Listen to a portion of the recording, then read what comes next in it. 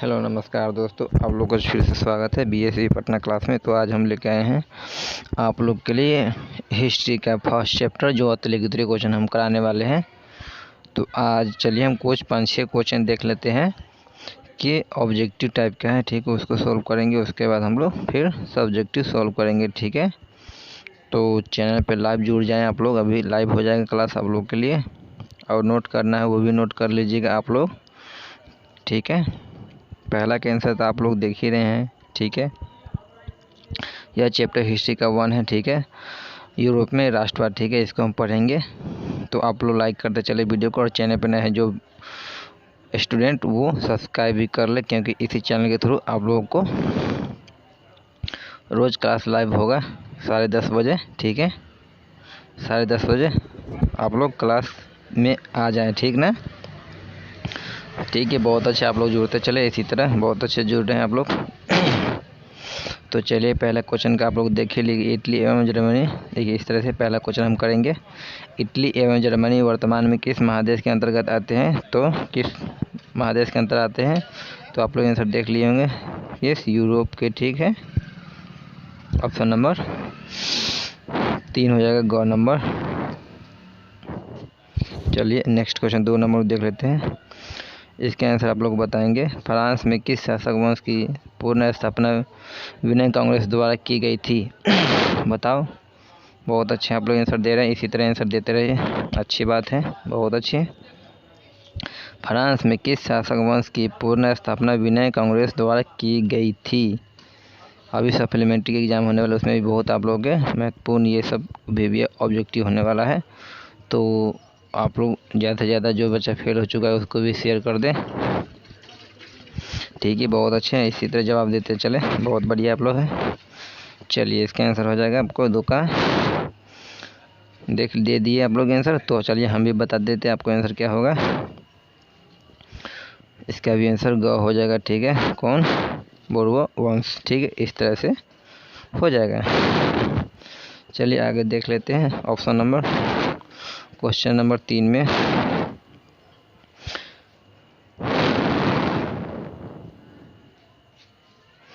ठीक है, इस तरह से हो जाएगा। मेजनी का संबंध किस संगठन से था? मेजनी का जो संबंध है किससे संगठन है? बताओ। मेजनी का संबंध किस संगठन से था? लाल सेना, कार्बोनरी सेना, फिलिप हेटेरिया या डाइट? इस तरह से 4 ऑप्शन दिया हुआ है, जल्दी से आंसर दीजिए आप लोग। बहुत अच्छे आंसर दे रहे, इसीलिए बहुत बढ़िया। आप लोग कमेंट कर दें, कमेंट कर दे चले, और लास्ट में भी बताएंगे कितना सही हुआ, ठीक है। कमेंट में सब लोग बताएंगे, जो लोग देख रहे हैं सब लोग बताएंगे कमेंट में कितना सही हुआ। चलिए बहुत बढ़िया, इसी तरह आंसर देते चले, ठीक है, बहुत बढ़िया। चलिए इसका आंसर हो जाएगा आपको कार्बोनरी, कौन? ऑप्शन नंबर बी, ठीक है। कार्बोनरी यानी कि ख या बी मानो वही होता है, ठीक है। चलिए 4 नंबर देख लेते हैं। इटली एवं जर्मनी के एकीकरण के विरुद्ध निम्न में से कौन सा था? इंग्लैंड, रूस, ऑस्ट्रिया, फ्रांस? बताओ कौन सा था इसमें? इटली एवं जर्मनी के एकीकरण के विरुद्ध निम्न में से कौन सा था? जल्दी से आंसर दो आप लोग कमेंट में, बहुत बढ़िया, इसी तरह कमेंट करते चलो, बहुत बढ़िया, बहुत बढ़िया। चलिए अच्छी बात है। चलिए इसका आंसर हो जाएगा आपको ऑप्शन नंबर ग, यानी कि ऑस्ट्रिया, ठीक है, बहुत बढ़िया। चलिए 5 नंबर में देख लेते हैं। क्वेश्चन नंबर 5 आ चुका है इस तरह से स्क्रीन पर। काउंट बाउर को विक्टर इमैनुअल के किस पद पर नियुक्त किया गया था? बताओ जल्दी आंसर। ए ख में सेनापति, फ्रांस के राजपूत, फ्रांस प्रधानमंत्री या गृह मंत्री? ठीक है, 4 ऑप्शन इस तरह से है। तो आप लोग आंसर दीजिए कमेंट में, जल्दी से कमेंट करते चलिए, बहुत अच्छे कमेंट कर रहे हैं आप लोग, बहुत बढ़िया। बहुत बढ़िया है, इसी तरह आंसर दे दें। जो भी चैनल को अभी लाइक नहीं किया वो लाइक कर दें प्लीज़, एक लाइक तो बनता है क्या भाई, लॉकडाउन फ्री ऑनलाइन क्लास में लाइक तो करना है, लाइक करते चलो चलो अच्छी बात है। और जो व्यक्ति नए हैं वो सब्सक्राइब भी कर लेना, क्योंकि इसी चैनल के थ्रू आपको पूरा ऑल सब्जेक्ट की तैयारी कराई जाएगी, और लास्ट में जो ख़त्म होगा सब्जेक्ट उसके बाद PDF में मिलेगा आप लोगों को, ठीक है। चलिए बहुत अच्छी बात। चलिए इसका आंसर हो जाएगा, आप लोग दे दिए आंसर, हम बता देते हैं। इसका आंसर हो जाएगा प्रधानमंत्री, यानी ग नंबर, ठीक है, प्रधानमंत्री। चलिए 6 नंबर में देख लेते, गैरी बाल्टी पेश से क्या था। गैरी बाल्टी है जो पेशे से क्या था, सिपाही, किसान, जमींदार या नाविक, क्या था बताओ। इसका नीचे हम जरूर अभी अति लघुत्तरीय भी क्वेश्चन कराएंगे, अति लघुत्तरीय क्वेश्चन भी कराएंगे, और कल इसके 40 से 50 ऑब्जेक्टिव भी लाएंगे, ठीक है ना। तो चैनल से बने रहिए आप लोग। चलिए इस तरह से इसका आंसर हो जाएगा नाविक, यानी ऑप्शन नंबर घ, नाविक बिल्कुल सही हो जाएगा, ठीक है। चलिए आगे देख लेते हैं। जर्मन रानी राज्य का निर्माण किसने किया था। जर्मन राज्य का निर्माण कौन किया था, बोलो। लुई 18वां, नेपोलियन बोनापार्ट, नेपोलियन 3 या बिस्मार्क। जल्दी से कमेंट करो, धुआं की तरह उड़ा दो क्वेश्चन की। आप लोग बहुत तेज हैं। पिछले टेस्ट में एक बच्चा ने 42 नंबर लाया था, एक 36 करीबन लाया था, ठीक है। तो बहुत अच्छी तैयारी करी, 46 में 42 लाया था, क्या गजब की तैयारी किया था बच्चों ने। केमिस्ट्री वाले में कोई बच्चा ने कमेंट नहीं किया कि कितना सही हुआ, उसमें तो बताना चाहिए भाई, सब आंसर दो अपना, कितना सही हुआ वो सब बताना। उसका नाम नहीं देखे में कितना 42 नंबर आया उसका। अच्छा नेक्स्ट में वीडियो में देखेंगे उसका नाम। चलिए अच्छी, तो इसका आंसर हो जाएगा आपको नेपोलियन बोनापार्ट। कौन, नेपोलियन बोनापार्ट, यानी कि ख नंबर, ठीक है। इस तरह से हो जाएगा। चलिए 8 में देख लेते हैं। जालबेरिन एक संस्था थी, जालबेरिन एक संस्था थी, ठीक है। जालबेरिन एक संस्था थी, कैसी संस्था है जल्दी से बताओ। क्रांतिकारी, व्यापारी, विद्वानों की या पादरी सामंतों को, इस तरह से 4 ऑप्शन दिया हुआ है। अरे यार क्या स्क्रीन में बार बार आ जा रहा है। चलिए इस तरह से आंसर बताओ, जल्दी कमेंट करते चलो आप लोग, बहुत अच्छे कमेंट कर रहे हैं आप लोग, बहुत तेज है, बहुत बढ़िया, आप लोग कमेंट करते चले। चलिए इसी तरह आप लोग जितना 5-7 क्वेश्चन अभी हम जो ऑब्जेक्ट कराएंगे, 9-10 क्वेश्चन है, उसका आप लोग जरूर कमेंट में बताइए कि सर इतना हमको सही हुआ है, ठीक ना। चलिए इसका आंसर हो जाएगा आपको व्यापारी की, ठीक है, ऑप्शन नंबर ख, बिल्कुल राइट।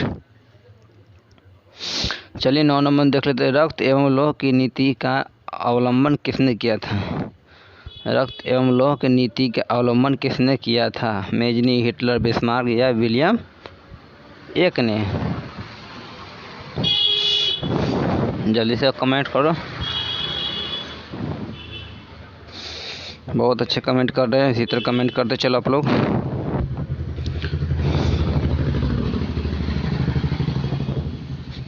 मज़ा आ रहा है लाइव क्लास करने में, मज़ा आ रहा है ना लाइव क्लास करने में, बहुत बढ़िया है। चलिए इसके आंसर हम देख लेते हैं। इसका आंसर हो जाएगा आपको बिस्मार्क, यानी ग नंबर आंसर, ठीक है।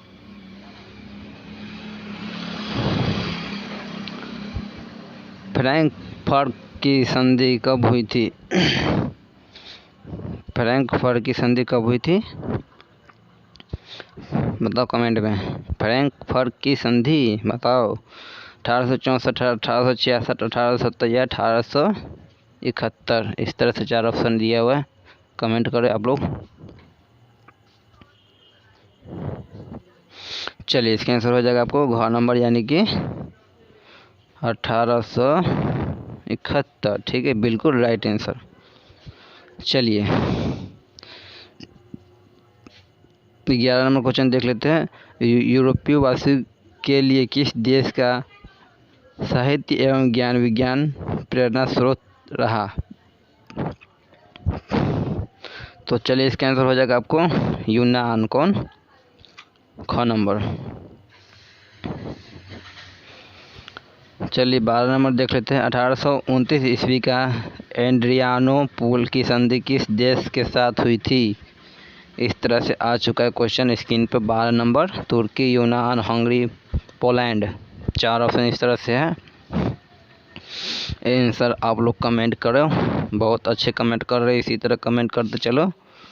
अरे यार स्क्रीन पे बार बार ये क्या आ जा रहा है। बहुत बढ़िया आप लोग आंसर दे रहे हैं। चलिए बहुत बढ़िया, इसी तरह आंसर दे। चलिए इसका आंसर हम देख लेते हैं, क्या हो जाएगा? तुर्की। क नंबर क्या? तुर्की। चलिए अब तो ऑब्जेक्टिव ख़त्म हो चुका है, ठीक है। इस तरह से 12 ऑब्जेक्टिव था। अब चलिए हम थोड़ा उसका लघु उत्तरीय प्रश्न कर लेते हैं। देखिए इस तरह से लघु उत्तरीय, जो व्यक्ति को नोट करना है वो नोट भी कर सकते हैं वीडियो को पॉज करके, ठीक है। वीडियो को रोककर आप लोग नोट भी कर सकते हैं। तो पहला क्वेश्चन इस तरह से देखिए, 1848 के फ्रांसीसी क्रांति के कारण क्या थे? 1848 जो में फ्रांसीसी क्रांति के कारण क्या था? जो क्रांति हुआ उसका कारण क्या है? चलिए कारण देख लेते हैं हम लोग। देखिए उत्तर में इसका 4 कारण हैं। मध्य वर्ग का शासन पर असीम प्रभाव, ठीक है। समाजवाद का प्रसार, ठीक है। गीजो नामक प्रतिक्रियावादी प्रधानमंत्री का विरोध, ठीक है। और लुई फिलिप की नीतियों का विरोध। इस तरह से 4 कारण था फ्रांसीसी क्रांति जो शुरुआत हुआ उसकी, ठीक है। चलिए आगे देख लेते। इटली जर्मनी के एकीकरण में ऑस्ट्रिया की भूमिका क्या थी? इटली एवं जर्मनी के एकीकरण में ऑस्ट्रिया की भूमिका क्या थी? चलिए इसका हम सॉल्व करेंगे, ठीक है। कमेंट करो अच्छा लग रहा है तो। चलिए इसका हो जाएगा आंसर, ऑस्ट्रिया द्वारा इटली के कुछ भागों पर आक्रमण किए जाने लगा, जिसमें सार्डिनिया के शासक कौन? Charles Albert. कौन? चार्ल्स एबर्ट की पराजय हो गई।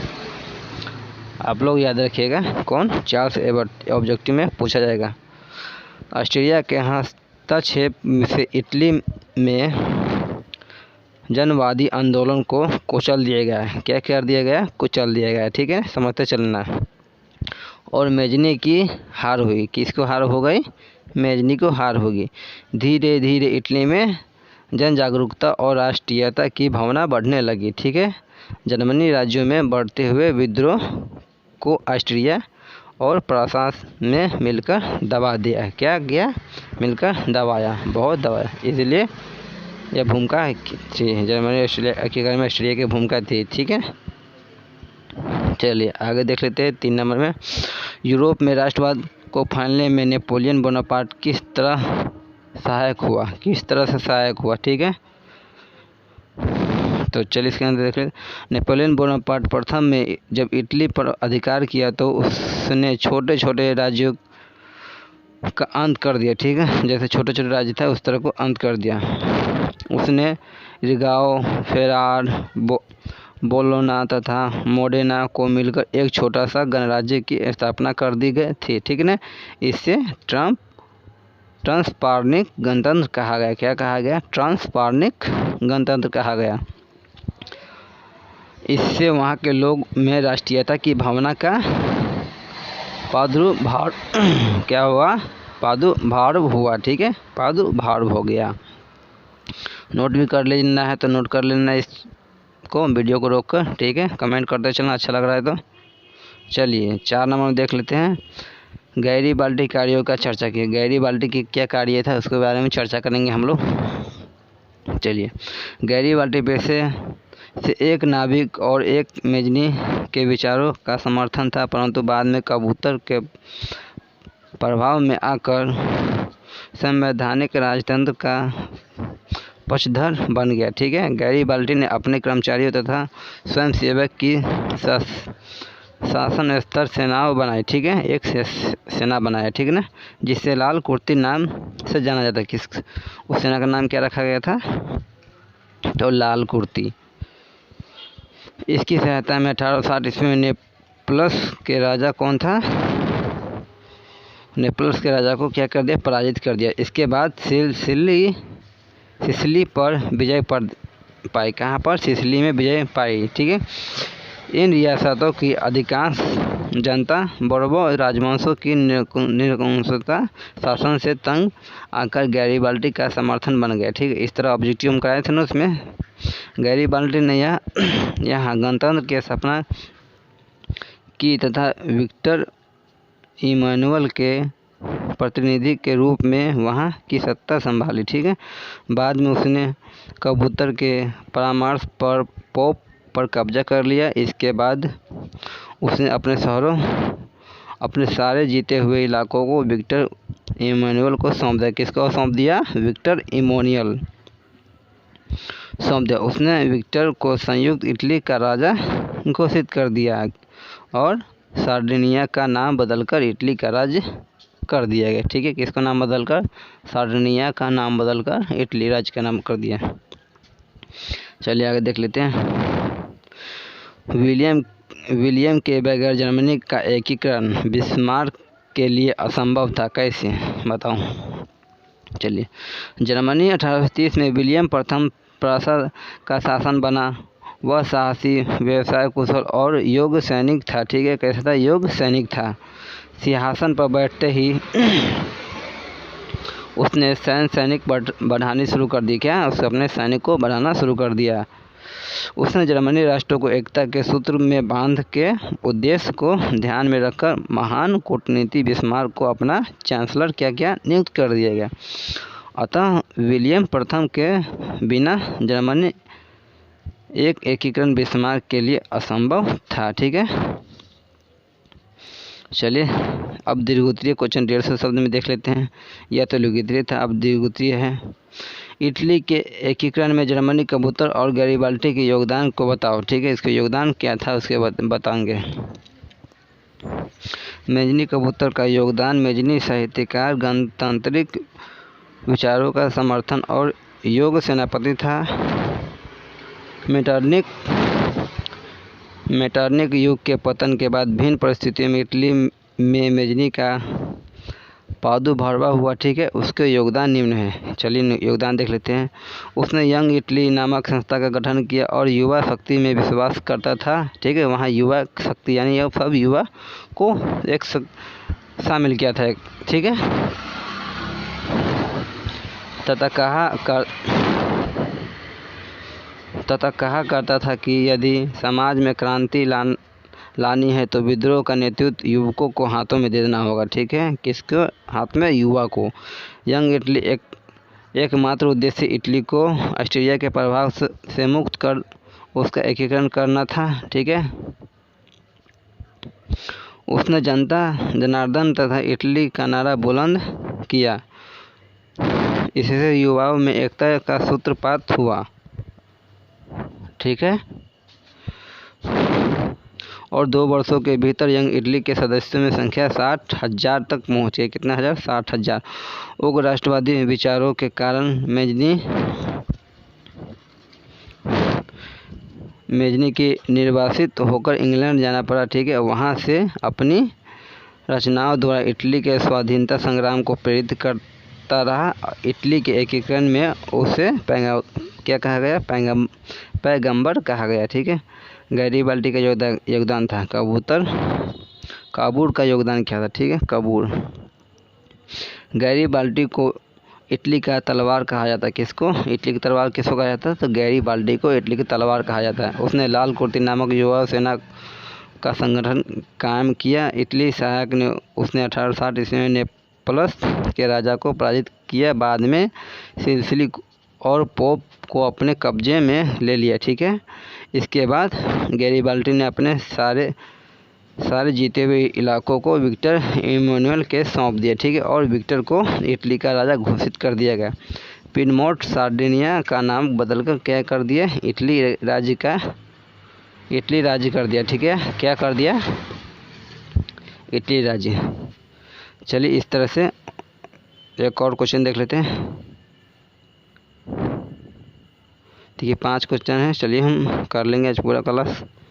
दूसरी क्वेश्चन देख लेते हैं। जर्मनी के एकीकरण की बिस्मार्क की भूमिका का वर्णन करो। ठीक है,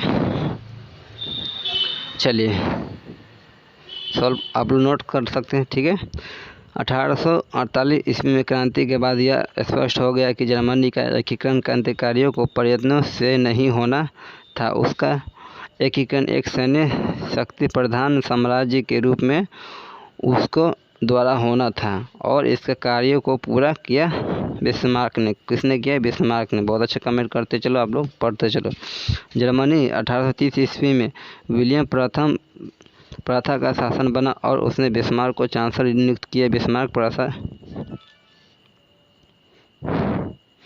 नेतृत्व में जर्मनी के एकीकरण करना चाहता था पर ऑस्ट्रिया का विरोध कर रहा था। बिस्मार्क जर्मनी एकीकरण के लिए सैन्य शक्ति के महत्व को समझता था, अतः इसके लिए उसने रक्त और लौह नीति का अवलंबन किया। किसका, रक्त और लौह नीति का। उसने अपने देशों में अनिवार्य सैन्य सेवा लागू कर दी। बिस्मार्क ने अपनी नीतियों को प्रशा का सुदृढ़ीकरण किया और इस कारण प्रशा ऑस्ट्रिया ने किसी मायने में कम नहीं रह गया। ठीक है, तब बिस्मार्क ने डेनमार्क, ऑस्ट्रिया और फ्रांस के साथ युद्ध कर जर्मनी का एकीकरण करने का सफल प्राप्त कर लिया। ठीक है, इस तरह से हुआ। चलिए 3 में देख लेते हैं। राष्ट्रवाद के उदय के कारणों का एवं प्रभाव पर चर्चा कीजिए। ठीक है, चलिए। राष्ट्रवाद आधुनिक विश्व की राजनीतिक जागृति का प्रतिफल है। यह एक ऐसी भावना है जो किसी विशेष भौगोलिक, सांस्कृतिक या सामाजिक परिवेश में रहने वाले लोगों में एकता की वाहक बनती है। राष्ट्रवाद के उदय के कारण निम्न है। चलिए, पहला कारण क्या है, यूरोप में पुनर्जागरण के कारण कला, साहित्य, विज्ञान इत्यादि पर गहरा प्रभाव पड़ा था और लोगों के दृष्टिकोण में परिवर्तन हुए जिसमें राष्ट्रवाद का बेरोजगारी बीज रोपण किया। ठीक है, फ्रांस की राज्य क्रांति, दूसरा कारण यही है, फ्रांस की राज्य क्रांति। इसने राजनीति को जातीयवर्गीय परिवेश से बाहर कर उसने अखबारों, सड़कों और सर्वधारण की वस्तु बना दिया। चलिए 3 में देख लेते हैं। नेपोलियन का आक्रमण। नेपोलियन और जर्मनी और इटली के राज्यों में भौगोलिक नाम की परिधि से बाहर कर उसको वास्तविक एवं राजनीतिक रूपरेखा प्रदान की, जिससे इटली और जर्मनी के एकीकरण का मार्ग प्रशस्त हुआ। दूसरी तरफ नेपोलियन की नीतियों के कारण फ्रांसीसी प्रभुत्व और अधिनियम के विरुद्ध यूरोप में देशभक्तिपूर्ण विक्षेप भी जगह। ठीक है, नेपोलियन के पतन के बाद यूरोप की विजय शक्तियाँ ऑस्ट्रिया की राजधानी कहाँ थी, वियना में 1814 से 15 में एकत्र हुए, जिसके उद्देश्य पूर्ण यूरोप में पुनः उसी व्यवस्था को स्थापित करना था जिसे नेपोलियन के युद्धों और विजयों ने अस्त व्यस्त कर दिया गया। ठीक है, चलिए 4 में देख लेते हैं। जुलाई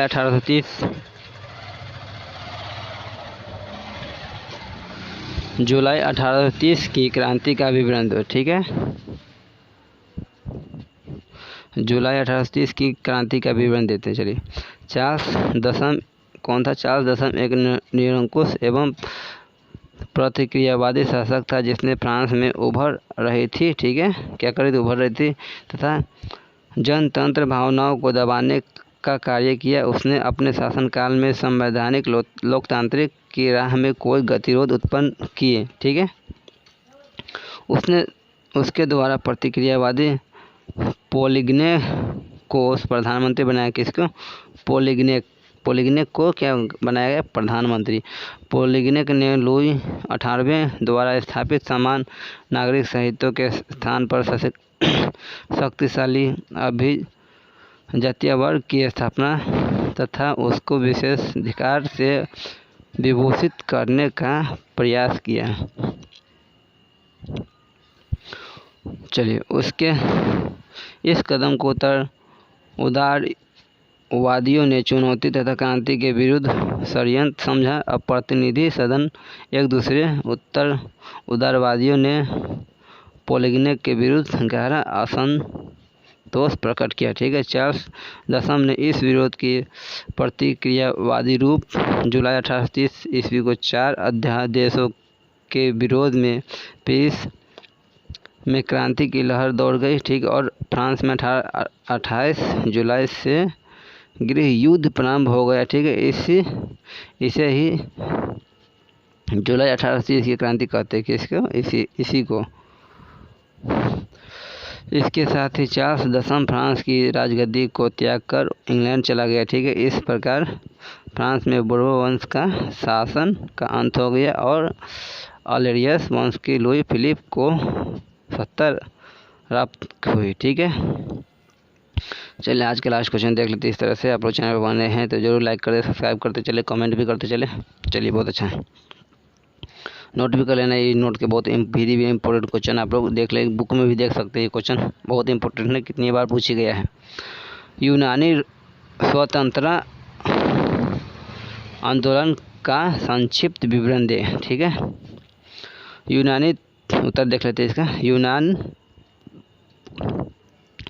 तुर्की साम्राज्य के अधीन था। किसके अधीन था? तुर्की साम्राज्य के अधीन था। फलतः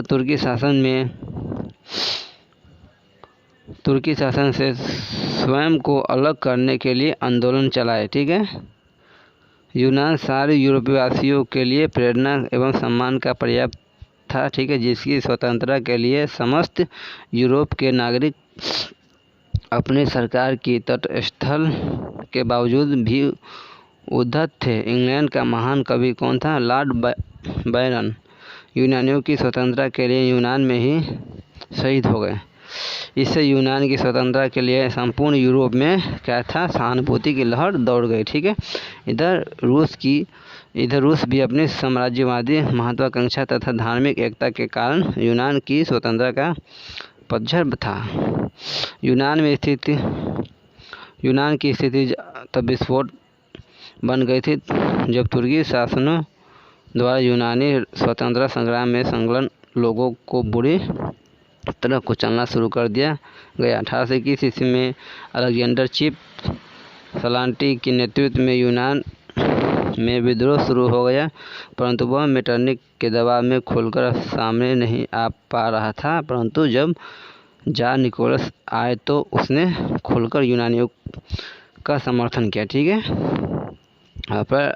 अप्रैल 1826 में ग्रेट ब्रिटेन और रूस में एक समझौता हुआ कि वे तुर्की यूनान विवाद में मध्यस्थता करेंगे। ठीक है,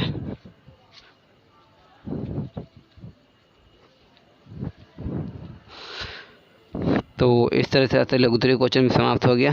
पहला चैप्टर बहुत समाप्त हो गया। ठीक है, हिस्ट्री क्लास सोशल साइंस का हिस्ट्री का पहला चैप्टर समाप्त हो गया, यूरोप में राष्ट्रवाद।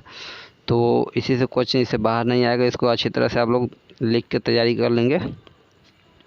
तो चलिए, अगले वीडियो पर पहली बार चैनल पे आए तो जरूर चैनल को सब्सक्राइब कर ले, और इसी चैनल के थ्रू आप लोगों को पूरा वीडियो मिलेगा और पूरी तैयारी कराई जाएगी और ऑनलाइन क्लास भी चलेगा। तो चलिए, लाइक करें, सब्सक्राइब करें। तब तक के लिए बाय।